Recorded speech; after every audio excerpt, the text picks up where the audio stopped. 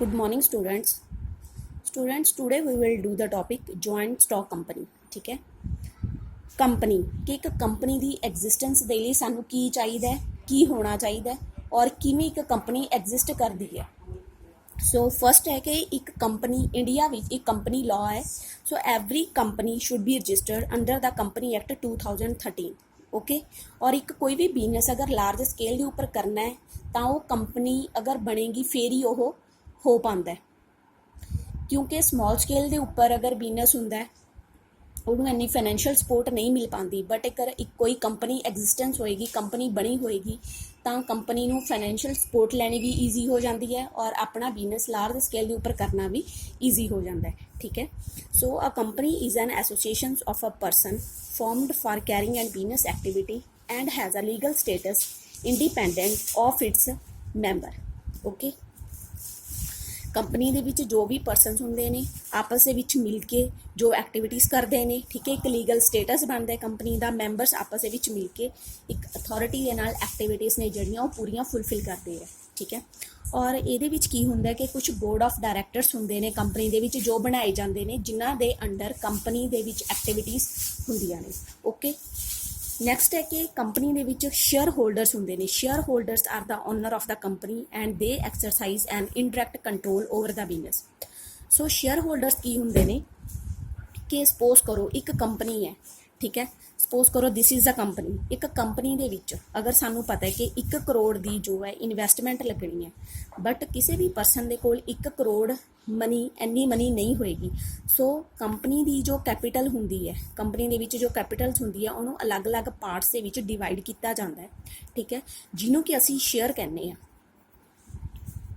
सो जो भी परसन, ठीक है, जो भी परसन कंपनी के शेयरस नूं परचेज करता है, कंपनी के शेयरस नूं खरीदता है, that is called share holder. वो की बन जाता है शेयर होल्डर। सो एक तरह का कंपनी का ओनर बन जाता है जिन्हें कि कैपिटल कंपनी की कैपिटल दे विच अपना कुछ शेयर हिस्सा पाया होंदा है। ठीक है, उन्हें कंपनी का कोई शेयर एक्वायर किया होंदा है, कोई शेयर उन्हें लिया होंदा है, तो जिन्ना कोई परसन जिन्हें कंपनी के शेयर खरीदेगा उन्नी उहदी ओनरशिप बन जाती है। अगर इस सपोज करो कि ए परसन है, ए परसन ने किसी कंपनी के 10,000 के शेयर लिए है, तो वही जी ओनरशिप होएगी वो अप टू 10,000 होएगी। 1 करोड़ के विचों सिर्फ 10,000 की ही ओनरशिप उस परसन की होएगी। क्लीयर कि शेयर होल्डर उन्नी ही अमाउंट का ओनर बनता है और वो अपने एक इनडायरैक्ट कंट्रोल होंदा है उन्हां दा बिजनेस दे विच कि पूरी फुलफिल तरीके दे नाल एक्टिविटी प्ले नहीं करते, एक तरह का इनडायरैक्ट कंट्रोल होंदा है। ठीक, और शेयर एक बोर्ड ऑफ डायरैक्टर्स बनते हैं जिहड़े कि अपने बिजनेस नूं कंट्रोल करते हैं, बिजनेस की एक्टिविटीज़ करते हैं। ठीक है, the capital of the company is divided into smaller parts of the share and we have already discussed that what is share. Share एक स्मॉल पार्ट्स होंदा है कंपनी के कैपिटल का, जो कि परसनस एक्वायर करते हैं, जो परसनस खरीदते हैं कंपनी के शेयर में। ठीक है, वो शेयर्स खरीद के ही जो मैंबरस होंगे ने उन्होंने ओनरशिप बनती है और वो शेयर होल्डर्स बनते हैं, कंपनी के ओनर बनते हैं। ठीक है, सो एक जॉइंट स्टॉक कंपनी की होंदी है कि सब तो पहला है कि एक कंपनी इंडिया की कंपनी लॉ के एक्ट रजिस्टर्ड होएगी, दैट इज़ कंपनी एक्ट की 2030 के अकॉर्डिंग बोर्ड ऑफ डायरैक्टर्स बनते हैं। फिर जो कैपिटल्स होंदी है, ठीक है, कैपिटल्स दे विच फिर उस तो बाद शेयर होल्डर्स आते हैं। शेयर होल्डर्स शेयर परचेज करते हैं कंपनी के, उन्नी उन्होंने ओनरशिप मिल जाती है। ठीक है, और हौली हौली एक लार्ज स्केल के उपर जो ये कंपनी है एग्जिस्टेंस लैंदी है इकोनॉमी दे विच। ठीक, नैक्सट है features of the company. Artificial person, artificial person ही होंदी है कंपनी, कंपनी की कोई बॉडी नहीं होंदी। ठीक है, कंपनी की कोई सॉल नहीं होंदी हैगी। कंपनी की एक स्टैंप होंदी है जिहड़ी कि एग्जिस्टेंस दिंदी है कि हाँ जी ये कंपनी है, और उस कंपनी के बिहाफ के उपर ही सारे डॉकूमेंट्स क्लीयर होंदे ने, सारियां एक्टिविटीज़ होंदियां ने और फाइनैशियल सपोर्ट भी सानू उस कंपनी के नेम के उपर ही मिलती है। ठीक, सैपरेट लीगल एंटिटी, सो एक सैपरेट लीगल एंटिटी होंदी है, चाहे वो एक स्टैंप के लिए होए, ठीक है, चाहे एसेट्स और लाइबिलिटी के अकॉर्डिंग होए। कंपनी की अपनी सैपरेट लीगल लॉ के अकॉर्डिंग एक सैपरेट लीगल एंटिटी वो बन जाती है। ठीक है, भी जाने के कोई भी परसनस कोई भी ये ह्यूमन बीइंग्स नहीं है कि हाँ जी ये कंपनी होएगी। कंपनी विदाउट बॉडी कंपनी की अपनी एक सैपरेट लीगल एंटिटी बन जाती है। फॉर्मेशन सो कंपनी की फॉर्मेशन के लिए काफ़ी लीगल फॉर्मैलिटीज़ करनियाँ पैंदियां ने। ठीक है, लीगली स्टैप्स होंगे ने, कुछ डॉकूमेंट्स होंगे ने ਜਿਹੜੇ कि सारे फुलफिल करन तो बाद ही कंपनी की फॉर्मेशन होंदी है, कंपनी बनती है एक्ट के अकॉर्डिंग।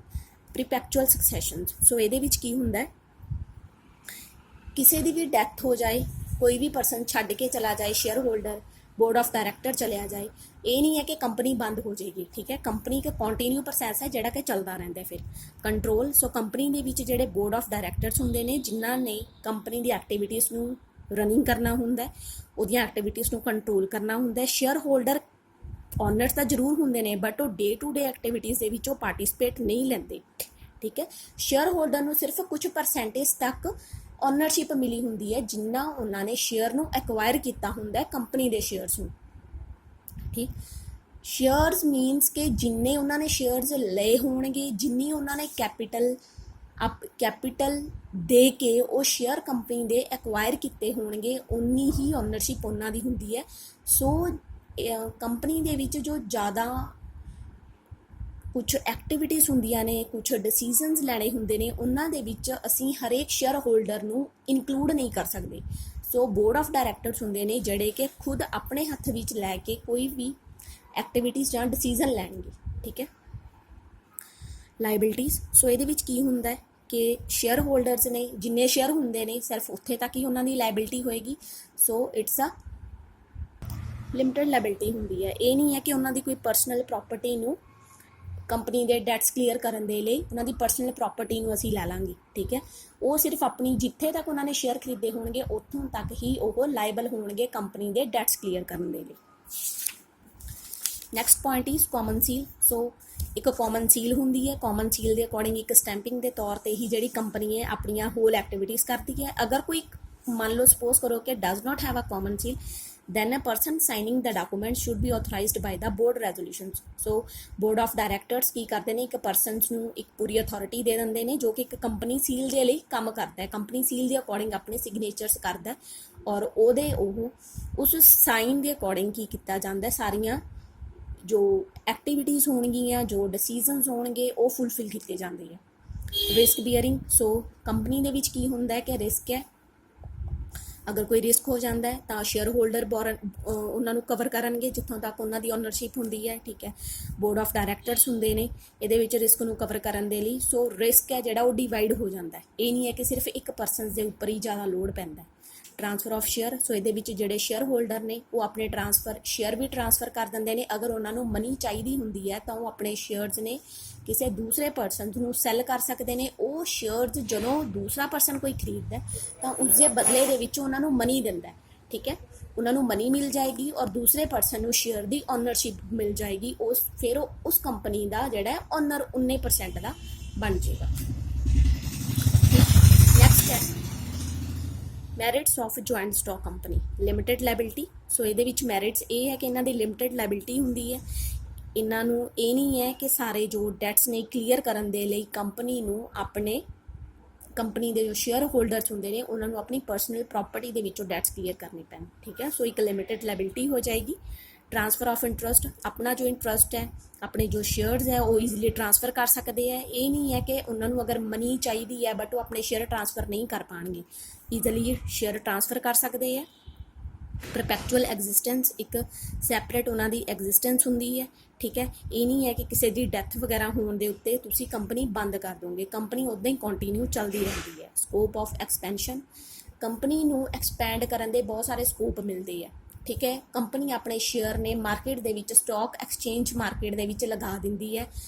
कुछ परसनस होंगे ने जोड़े कि अगर कोई कंपनी की गुडविल अच्छी है, कंपनी की रैपूटेशन अच्छी है तो उस परसन के जोड़े वो शेयर्स ने दूसरे परसन एक्वायर करते हैं, जिहदे नाल कंपनी के कोल मनी भी आती है। ठीक है, और शेयर होल्डर्स की अमाउंट भी वधदी है, जिहदे नाल कंपनी नूं एक्सपेंशन होंदी है, कंपनी की ग्रोथ भी होंदी है। Clear. Next is professional management. So ਇਹਦੇ ਵਿੱਚ ਕੀ ਹੁੰਦਾ ਹੈ ਕਿ ਇੱਕ ਪ੍ਰੋਫੈਸ਼ਨਲ ਮੈਨੇਜਮੈਂਟ ਦੇ ਅਕੋਰਡਿੰਗ ਬੈਸਟ ਪਰਸਨਸ ਐਕਵਾਇਰ ਕੀਤੇ ਜਾਂਦੇ ਨੇ, ਠੀਕ ਹੈ। ਪਰਸਨਲ ਐਕਸਪੀਰੀਅੰਸ ਹੁੰਦੇ ਨੇ ਜਿਨ੍ਹਾਂ ਦੇ ਨਾਲ ਜੋ ਕੰਪਨੀ ਹੈ ਡਿਸੀਜ਼ਨਸ ਲੈਂਦੀ ਹੈ, ਐਕਟੀਵਿਟੀਜ਼ ਹੈ, ਉਹ ਪੂਰੀਆਂ ਕਲੀਅਰ ਹੁੰਦੀਆਂ ਨੇ, ਵਧੀਆ ਹੁੰਦੀਆਂ ਨੇ, ਜਿਹਦੇ ਨਾਲ ਕਿ ਕੰਪਨੀ ਗਰੋਥ ਕਰਦੀ ਹੈ। ਜਾਣੀ ਕਿ ਇਹਨਾਂ ਦਾ ਜੋ ਮੈਨੇਜਮੈਂਟ ਹੁੰਦਾ ਬਹੁਤ ਬੈਟਰ ਔਰ ਐਕਸਪਰਟ ਮੈਨੇਜਮੈਂਟ ਹੁੰਦਾ ਹੈ। Clear. Next is limitations of joint stock company. Complexity informations, ਕਾਫੀ ਰਿਕੁਆਇਰਮੈਂਟਸ ਹੁੰਦੀਆਂ ਨੇ, ਡਾਕੂਮੈਂਟਸ ਫਾਰਮੈਲਿਟੀ ਕਰਨੀ ਪੈਂਦੀ ਹੈ ਕੰਪਨੀ ਦੀ ਫਾਰਮੇਸ਼ਨ ਦੇ ਲਈ। ਸੋ ਇੱਕ ਕੰਪਲੈਕਸ ਤਰੀਕਾ ਹੈ ਜਿਹਦੇ ਨਾਲ ਕਿ ਕੰਪਨੀ ਫਿਰ ਉਸ ਤੋਂ ਬਾਅਦ ਬਣਦੀ ਹੈ। ਲੈਕ ਆਫ ਸੀਕਰੇਸੀ ਕੋਈ ਨਹੀਂ ਰਹਿੰਦੀ ਕਿਉਂਕਿ ਬੋਰਡ ਆਫ ਡਾਇਰੈਕਟਰਸ ਹੁੰਦੇ ਨੇ ਜਿਹੜੀਆਂ ਐਕਟੀਵਿਟੀਜ਼ ਕਰਦੇ ਨੇ, ਸ਼ੇਅਰ ਹੋਲਡਰਸ ਵੀ ਹੁੰਦੇ ਨੇ ਜਿਨ੍ਹਾਂ ਨੂੰ ਕਿ ਕੰਪਨੀ ਨੂੰ, ਪਬਲਿਕ ਨੂੰ ਸਾਰਾ ਕੁਝ ਦੱਸਣਾ ਪੈਂਦਾ, ਫਿਰ ਉਹ ਉਸ ਕੰਪਨੀ ਦੇ ਸ਼ੇਅਰ ਲੈਂਦੇ ਨੇ ਕਿ ਕੰਪਨੀ ਲਾਸ ਦੇ ਵਿੱਚ ਜਾ ਰਹੀ ਹੈ ਜਾਂ ਕੰਪਨੀ ਪ੍ਰੋਫਿਟ ਦੇ ਵਿੱਚ ਜਾ ਰਹੀ ਹੈ। ਇਮਪਰਸਨਲ ਵਰਕ ਐਨਵਾਇਰਨਮੈਂਟ, ਹਰੇਕ ਨੂੰ ਆਪਣੀ ਆਪਣੀ ਐਕਟੀਵਿਟੀਜ਼ ਦਿੱਤੀਆਂ ਹੁੰਦੀਆਂ ਨੇ, ਠੀਕ ਹੈ, ਆਪਣੇ ਐਕਟੀਵਿਟੀਜ਼ ਕਰਦੇ ਨੇ। ਕਈ ਵਾਰੀ ਉਹਨਾਂ ਦਾ ਓਨਰ ਦੇ ਨਾਲ ਹੀ ਟੱਚ ਨਹੀਂ ਹੋ ਪਾਉਂਦਾ, ਠੀਕ ਹੈ, ਲੋ ਲੈਵਲ ਦੇ ਉੱਪਰ ਹੀ ਉਹ ਕੰਮ ਕਰਦੇ ਰਹਿ ਜਾਂਦੇ ਨੇ, ਬਟ ਉਹਨਾਂ ਨੂੰ ਮੇਨ ਜੋ ਪਰਸਨ ਹੁੰਦਾ, ਜੋ ਲੀਡਰ ਹੁੰਦਾ, ਉਹਨਾਂ ਦੇ ਨਾਲ ਉਹ ਆਪਣੀਆਂ ਜੋ ਕੁਝ ਪ੍ਰੋਬਲਮਸ ਹੁੰਦੀਆਂ ਨੇ ਉਹ ਸ਼ੇਅਰ ਨਹੀਂ ਕਰ ਪਾਉਂਦੇ ਹੈਗੇ, ਜਿਹਦੇ ਨਾਲ ਕਿ ਕੁਝ ਵਰਕ ਐਨਵਾਇਰਨਮੈਂਟ ਦੇ ਵਿੱਚ ਕੁਝ ਇਹਨਾਂ ਨੂੰ ਅਬਿਊਜ਼ ਫੇਸ ਕਰਨੇ ਪੈਂਦੇ ਨੇ, ਕੁਝ ਇਹਨਾਂ ਨੂੰ ਫਾਰਮੈਲਿਟੀਜ਼ ਇਹਨਾਂ ਦੀਆਂ ਕਲੀਅਰ ਨਹੀਂ ਹੋ ਪਾਉਂਦੀਆਂ ਹੈਗੀਆਂ, ਐਕਟੀਵਿਟੀਜ਼ ਨਹੀਂ ਪੂਰੀਆਂ ਕਲੀਅਰ ਕਰ ਪਾਉਂਦੇ। ਨਿਊਮੇਰੀਅਸ ਰੈਗੂਲੇਸ਼ਨਸ, ਕਾਫੀ ਰੈਗੂਲੇਸ਼ਨਸ ਹੁੰਦੀਆਂ ਨੇ, ਆਡਿਟ ਹੁੰਦਾ, ਵੋਟਿੰਗ ਹੁੰਦੀ ਹੈ, filing of reports, preparation of documents and obtaining certificates from various agencies, ਠੀਕ ਹੈ। and all the process is very time consuming and expensive and reduce the freedom of the operations, ठीक है। so all formalities take a lot of time। Delay in decision making, ਕਈ ਵਾਰੀ decision making ਦੇ ਵਿੱਚ ਕੀ ਹੁੰਦਾ, delay ਹੋ ਜਾਂਦਾ, ਬੋਰਡ ਆਫ ਡਾਇਰੈਕਟਰ ਨੇ ਡਿਸੀਜ਼ਨ ਲੈਣਾ ਹੁੰਦਾ, ਜਿਹਦੇ ਨਾਲ ਕੀ ਹੁੰਦਾ ਕਿ ਕੁਝ ਬੈਟਰ ਸਾਡੇ ਅਚੀਵਮੈਂਟਸ ਹੁੰਦੇ ਨੇ ਅਸੀਂ ਉਹ ਨਹੀਂ ਕਰ ਪਾਉਂਦੇ, ਕੰਪਨੀ ਉਹ ਨਹੀਂ ਕਰ ਪਾਉਂਦੀ ਬੈਟਰ ਅਚੀਵਮੈਂਟਸ, ਕਿਉਂਕਿ ਇਹਦੇ ਨਾਲ ਕੀ ਹੁੰਦਾ ਕਿ ਕੁਝ ਅਪੋਰਚੁਨਿਟੀਜ਼ ਇਹ ਮਿਸ ਕਰ ਦਿੰਦੇ ਨੇ। Next is oligarchics management. ਇਹਦੇ ਵਿੱਚ ਕੀ ਹੁੰਦਾ ਕਿ ਸ਼ੇਅਰ ਹੋਲਡਰ ਸਿਰਫ ਡੇ ਟੂ ਡੇ ਐਕਟੀਵਿਟੀ ਦੇ ਵਿੱਚ ਪਾਰਟੀਸਪੇਟ ਨਹੀਂ ਕਰਦੇ, ਉਹ ਪੂਰੀ ਐਕਟੀਵਿਟੀਜ਼ ਨਹੀਂ ਹੈਂਡਲ ਕਰਦੇ ਹੈਗੇ। ਬੋਰਡ ਆਫ ਡਾਇਰੈਕਟਰਸ ਨੇ ਉਹੀ ਆਪਣੇ ਜਿਹੜੇ ਨੇ ਡਿਸੀਜ਼ਨਸ ਲੈਂਦੇ ਨੇ, ਠੀਕ ਹੈ। ਬੋਰਡ ਆਫ ਡਾਇਰੈਕਟਰਸ ਨੇ ਜੋ ਐਕਟੀਵਿਟੀਜ਼ ਦੇ ਜੋ ਰੂਲਸ ਬਣਾਉਂਦੇ ਆ ਉਹੀ ਫੋਲੋ ਕਰਦੇ ਆ। ਸੋ ਇਹਦੇ ਵਿੱਚ ਕੀ ਹੁੰਦੇ ਆ, ਇਨ ਸੱਚ ਅ situation dissatisfied shareholder have no options but to sell their shares and exit the company, and directors virtually enjoy the rights to take all major decisions, ਠੀਕ। ਕਨਫਲਿਕਟ ਇਨ ਇੰਟਰਸਟ, ਸੋ ਇਹਦੇ ਵਿੱਚ ਅਲੱਗ-ਅਲੱਗ ਇੰਟਰਸਟ ਦੇ ਵਿੱਚ ਕਨਫਲਿਕਟਸ ਪੈਦਾ ਹੁੰਦਾ। ਇਹ ਹੁੰਦਾ ਕਿ ਸ਼ੇਅਰ ਹੋਲਡਰਸ ਕਹਿੰਦੇ ਨੇ ਸਾਨੂੰ ਜ਼ਿਆਦਾ ਇੰਟਰਸਟ, ਸ਼ੇਅਰਸ ਨੇ ਜਿਹੜੇ ਉਹਨਾਂ ਦੀ ਡਿਵੀਡੈਂਡ ਸਾਨੂੰ ਚੰਗੇ ਮਿਲਣੇ ਚਾਹੀਦੇ ਆ। ਇੰਪਲੋਈਜ਼ ਨੇ ਉਹ ਕਹਿੰਦੇ ਨੇ ਸਾਨੂੰ ਸੈਲਰੀ ਚੰਗੀ ਮਿਲਣੀ ਚਾਹੀਦੀ ਹੈ, ਠੀਕ ਹੈ। ਔਰ ਕੰਜ਼ਿਊਮਰਸ ਕਹਿੰਦੇ ਨੇ ਸਾਨੂੰ ਪ੍ਰੋਡਕਟ ਅੱਛੇ ਮਿਲਣੇ ਚਾਹੀਦੇ ਆ। ਸੋ ਇਹਨਾਂ ਆਪਸ ਦੇ ਵਿੱਚ ਹਰੇਕ ਚੀਜ਼ ਦੇ ਵਿੱਚ ਜਿਹੜੇ ਨੇ ਕਈ ਵਾਰੀ ਕਨਫਲਿਕਟਸ ਪੈਦਾ ਹੋ ਜਾਂਦੇ ਨੇ। ਕਈ ਵਾਰੀ ਸ਼ੇਅਰ ਹੋਲਡਰਸ ਨੂੰ ਜ਼ਿਆਦਾ ਅੱਛਾ ਡਿਵੀਡੈਂਡ ਨਹੀਂ ਮਿਲ ਪਾਉਂਦਾ, ਜਿਹਦੇ ਨਾਲ ਕਿ ਕੰਪਨੀ ਦੀ ਰੈਪੂਟੇਸ਼ਨ ਵਿੱਚ ਡਾਊਨ ਹੋਣ ਲੱਗ ਜਾਂਦੀ ਹੈ।